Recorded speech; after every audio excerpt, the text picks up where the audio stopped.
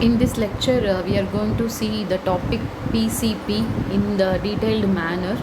PCP, we all know in the last lecture we saw that is post correspondence problem, which is mainly used to reduce one undecidable problem into another problem. That is the main role of PCP, and we saw the problems for PCP and MPCP. Now in this video we are going to see the detailed concept about PCP and MPCP, how we can get the solution for PCP and MPCP. So let us start with the undecidability of PCP. We know the main role of or main aim of PCP is reduce the undecidable problem into another problem. So what is undecidability of PCP? We know the definition of PCP and MPCP. For both problems, they are having two lists, one is A and another list is B. So both the list having some set of strings of the particular language which are passed to the Turing machine. So consider the pair of element M comma W. Here M is the Turing machine and W is the input string. And we have to construct the instance of the MPCP or PCP by using two lists, that is capital A comma B. From this, the Turing machine capital M accept the input string W if and only if the above list A comma B have a solution. So from this first statement, we should clearly understand that the Turing machine M have to accept the input string W by based on the condition of the two pair of list A comma B have a solution. Then only the Turing machine should accept the input string W in the given pair of M comma W. So the idea is here that MPCP instance A comma B list, which is used to simulate their partial solutions in the computation of Turing machine M on the particular input string W. So from this, the partial solutions will consist of the strings that are the prefix of the sequence of IDs of the Turing machine. We know ID is nothing but instantaneous description about Turing machine, which is nothing but it describes the current state and current input symbol of that Turing machine. That is ID, instantaneous description. So there are many IDs for a single language or a single input. So the partial solution is consists of the set of strings that are going to be the prefix element of the sequence of IDs of that Turing machine. So here consider the example like hash alpha 1, hash alpha 2, hash alpha 3, hash, and it goes on. So here alpha 1, alpha 2, alpha 3 are considered to be the ID of the Turing machine. Alpha 1 may be the initial ID, alpha 2 is the next ID, alpha 3 is the next ID. So here considered to be alpha 1 is the initial ID of Turing machine with the input W. So it can be rewrite as alpha I. That symbol represents the transition should go on with multiple steps. So alpha I plus 1. So it goes to the next state. Alpha I goes to the next state alpha I plus 1, and alpha I plus 1 goes to the next state alpha I plus 2. That is indicated by the symbol here, multiple transition it goes on. So we have to consider the Turing machine capital M having 7 tuples, capital Q, sigma, del, Q naught, F. These are the 5 tuples should be common for all finite automata, push-down automata and Turing machine. So the Turing machine having the special two elements that is tau and B. B is a blank symbol and tau is the which includes all tape symbols. That is the replacement of the input symbols. So and W is the input string which belongs to the sigma star, sigma closure. And an instance of MPCP can be constructed by follows. So actually we saw the problem for this MPCP in the previous lecture or in yesterday's class. So these are the 5 steps to be involved in the process of finding the solution for MPCP. Already we saw the problem. So now we are going to see how we can find the solution for MPCP and PCP based on some steps to provide the partial solution. So initially we have to take the two pair of or two list, that is capital A and B, because PCP and MPCP are having two lists, that is A and B.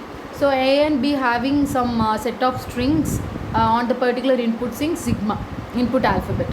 So initially we are considering we are having list A and list B. So here hash is just the symbol which indicates the end of the input symbol, or and also it is used to indicate the beginning of the input symbol. For example, Turing machine having the input symbol AAB, in the sense we can indicate that input symbol like hash AAB and hash.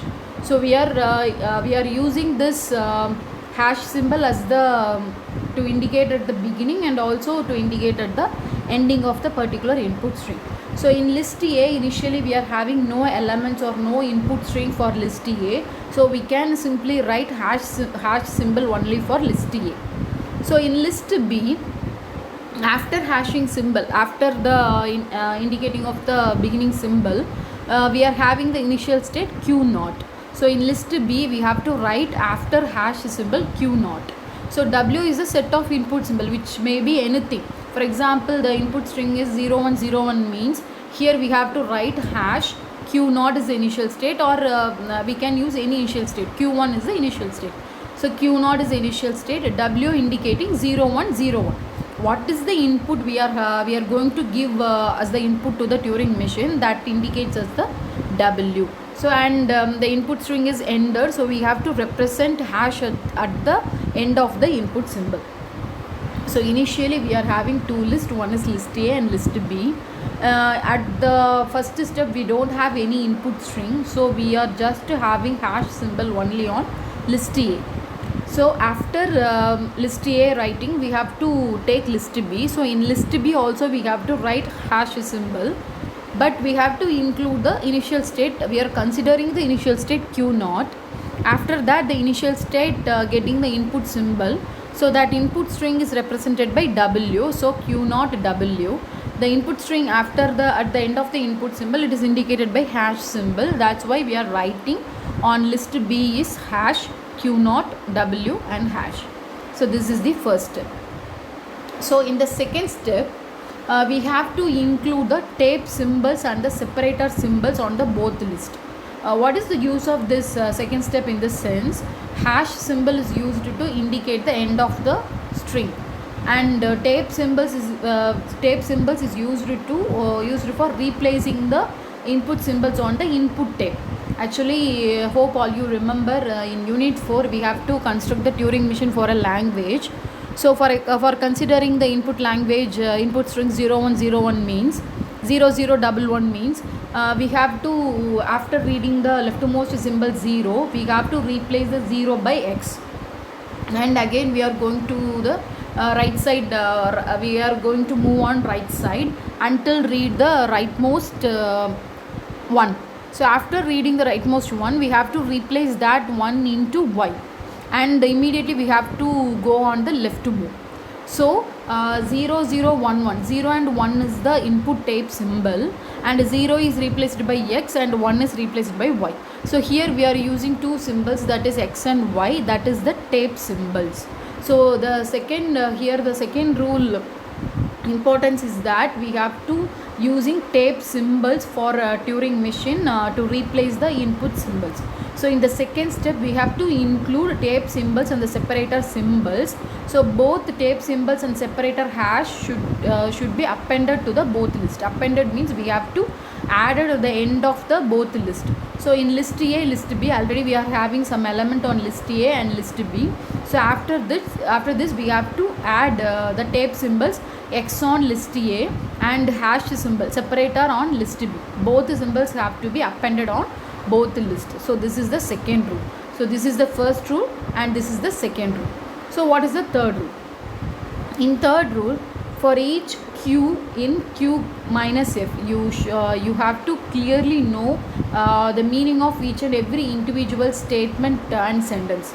So here small q is nothing but any state which may be initial state or intermediate state or a final state, but they are given like us q in capital Q minus F. We know capital Q is a set of finite states. It includes all states on a particular finite automata. So complement or difference capital F. F is the final state. So the meaning of this statement is Q in Q minus F, which means Q is the non-final state, considering in a finite automata that finite automata having three states, Q0, Q1 and Q2. So the number of states capital Q is Q0, Q1, Q2.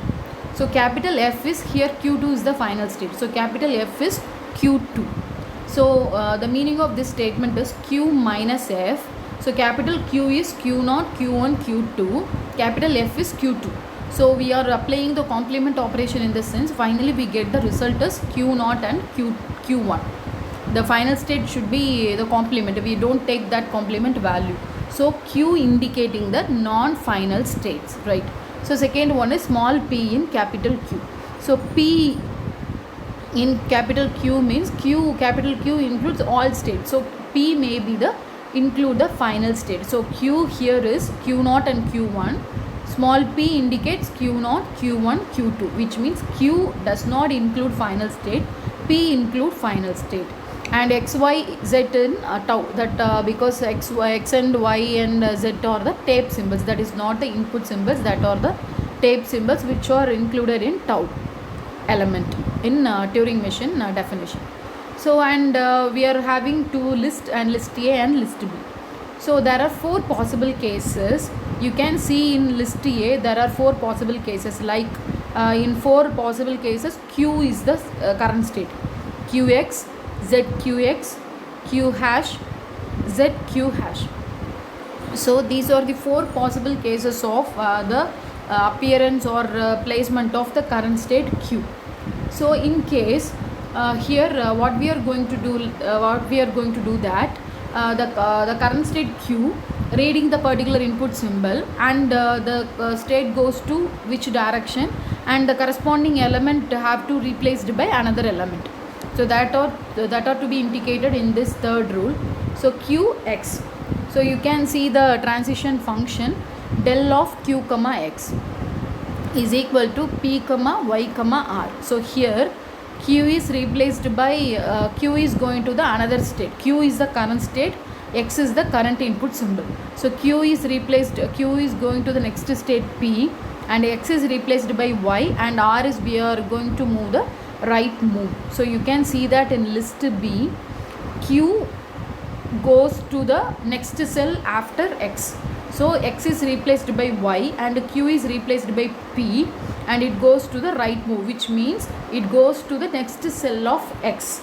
So next cell of x means xq.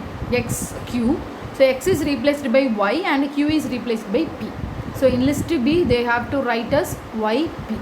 So this is first case, which means there is no prefix element of Q. This is the first case. There is only the suffix element of Q. So in the second step, the current state Q having prefix element and also the suffix element. So the transition function B, del of Q comma x, Q is the current state, x is the current input symbol, is equal to P comma y comma L. So Q is the current state which goes to the next state P, x is replaced by y with the left to move. So here Q is goes on to the left to move of the Z element. So after the Z cell, Q can be placed and Q is replaced by P. So P, Z, and X is replaced by Y. So X is replaced by Y. So on list B, the element should be P, Z, Y. So this is second case. So the third case is after Q, there is no element on the input string. So it is indicated by hash. So before hash, there is a blank symbol to be appeared. So the transition function be like del of Q comma B is equal to Q is the current state, B is the blank symbol, because after Q before hash there is a blank symbol. So Q is goes to the next state P, B is replaced by Y and goes to the right move. So Q is goes to the next state. You can assume that after Q there is a blank symbol. So Q capital B hash, you can assume. So right move in the sense Q goes to after B. So B is replaced by Y. So Y. Q is replaced by P and hash is placed as it is. So list B, the element having Y, P, hash. So this is the third case. So what is the fourth possible case in the sense? It is the continuation of third step. Actually in third step there is a blank symbol after Q, but there is no prefix element for Q. But in fourth step there is also the prefix element for Q, and also after Q there is a blank symbol. That is the fourth possible case, right? So actually the second step is the continuation of first case, and the fourth step is the continuation of third step. So the transition function be like del of Q comma B. Q is the current state and B is the blank symbol, which is appeared to be the prefix of hash symbol, suffix of Q element. So Q goes to the next state P and B is replaced by Y with the left move. So here Q goes to the previous cell of Z. So Q is replaced by P. So P Z and blank symbol is replaced by Y. Assume that there is a blank symbol B in between Q and hash. So that B is replaced by Y and it goes to the left move. So these are the four possible cases of the current state. So this is the third rule. So the next is the fourth rule. The fourth rule is nothing but Q is only on the final state. In the third rule, Q may be Q in the non-final state and P is the final state. Here Q is the final state because each and every state goes to the final state at some point. So Q in F, so which means Q is in final state and XYs are the tape symbols. So let us see what are the possible cases. There are two lists, list A and list B. So these are the possible cases. You can clearly see that in three cases of list A, Q is the current state. So in first case, Q having some prefix and suffix element. The second case, Q having some prefix element X, but you don't have any suffix element. And third case, Q having some suffix element Y, it don't having any prefix element. So whatever may be the element on list A, the output on list B only the Q only, because Q is the final state. So whatever the input is passed on list A, the list A current state Q goes to the final state only, because Q considered to be the final state. That's why in list B, in all cases we have to write it as Q, because Q is the final state. Here Q considered to be the non-final state. That's why we are writing the transition function on list B. But in fourth rule, Q is considered to be the final state. That's why on list B we have to write the final state directly Q. So the last rule for each Q in final state. So you can see that in first step, list A having hash element, list B having hash, Q naught, W hash. There are three hash element. So you can clearly see that in the last step, in list B there is only one hash symbol, because in initial list A having only one hash symbol. So here list B having only hash element, and list A Q is the final state, right? In fourth rule, list B having Q is the final state. So list A having Q only the final state. After the final state there is no element, so which is indicated by hash symbol on list A, and list B also indicating the hash symbol. So to provide the solution for MPCP, these are the 5 steps we have to be generated to provide the solution for MPCP.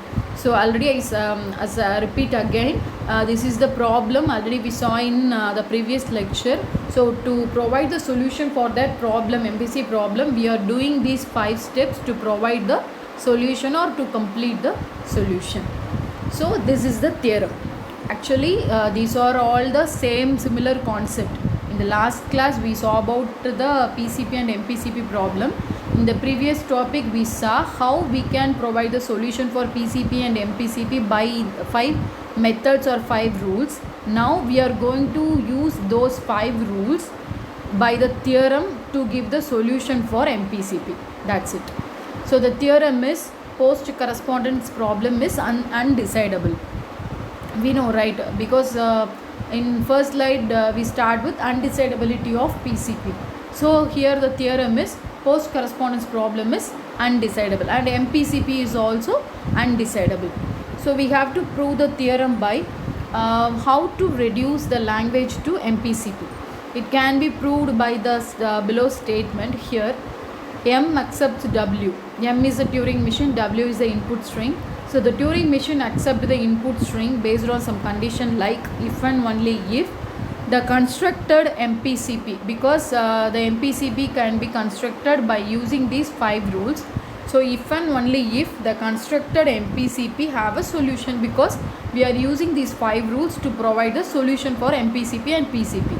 So if the constructed MPCP have some solution means then the Turing machine M accepts W. This is the theorem statement.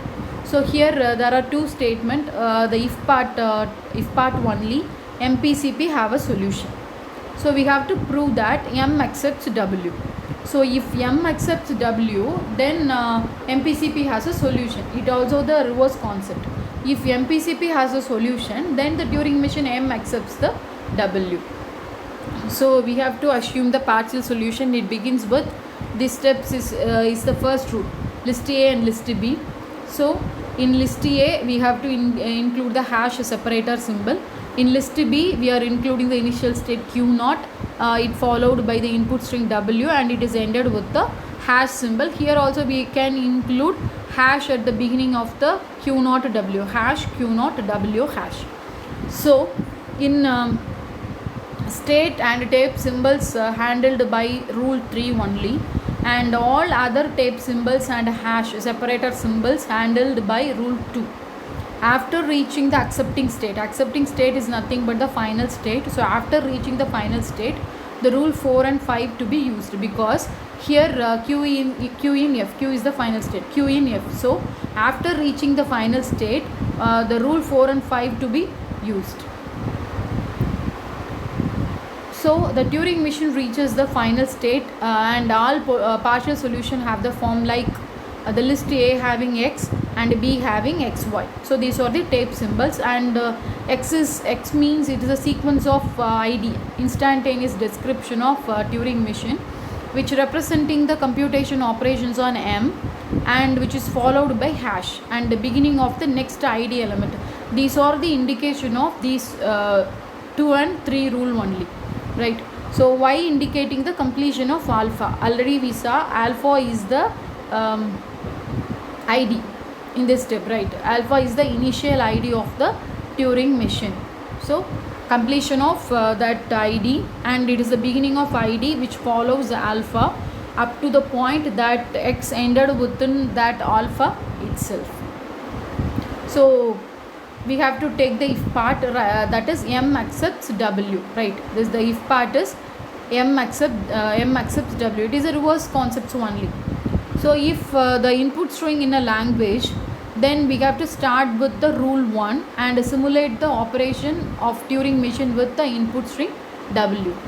So we are using the rule 3 to copy the state and simulate one moving transition function with finite automata, that is Turing machine. Then we have to apply the rule 2 to copy the tape symbols and the marker that is appended to each list. If the Turing machine reaches the final state, then we have to use the rule 4 and 5, which allows the strings on A to reach up to the strings on B and to form a solution. So if there is a solution, then M accepts W. If M accepts W, then there exists the solution. So this is the theorem of PCP is undecidability. This theorem is full and full based on these 5 steps or 5 rules of undecidability of PCP. Again we will see the problems on PCP. So the same one, we have to find the solution for the following PCP problems. So they are given to list A and B. So for A there are 3 integers I1, I2, I3. A having 3 value and B having 3 value. So here initially we have to check all other instance value.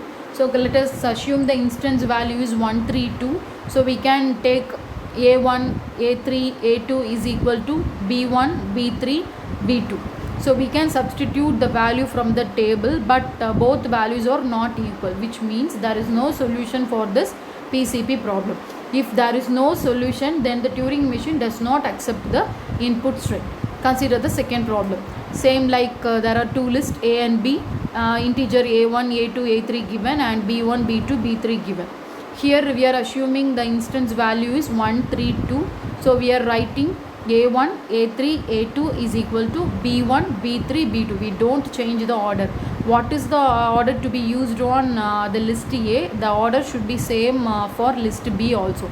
We can't change the computation order. So here both sides are equal. So the solution here is 1, 3, 2. So if there is a solution, then the Turing machine M accepts W.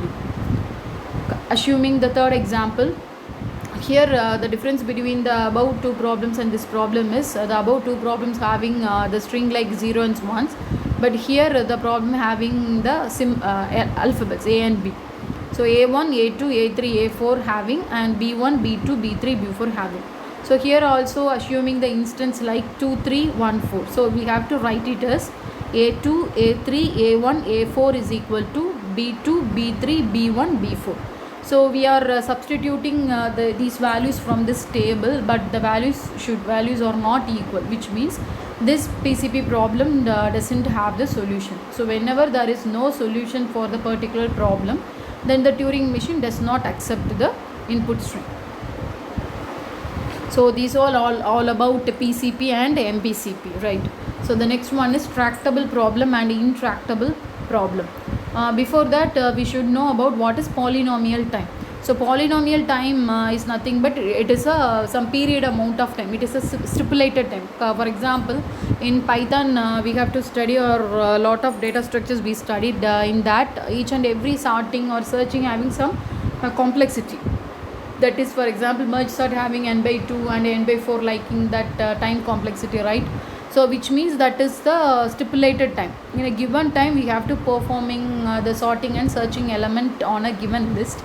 So polynomial time means it is the stipulated time within some period of time, right? Non-polynomial time means it is the infinite time. We can't find the solution in the given finite amount of time. So in short manner, polynomial time is a finite time. Non-polynomial means infinite time. So tractable, what is tractable problems? If the problems that can be solved by a polynomial time, which means if the particular problem can be solved by the given amount of time, then that problem is called as tractable problem. So that is the upper bound is polynomial.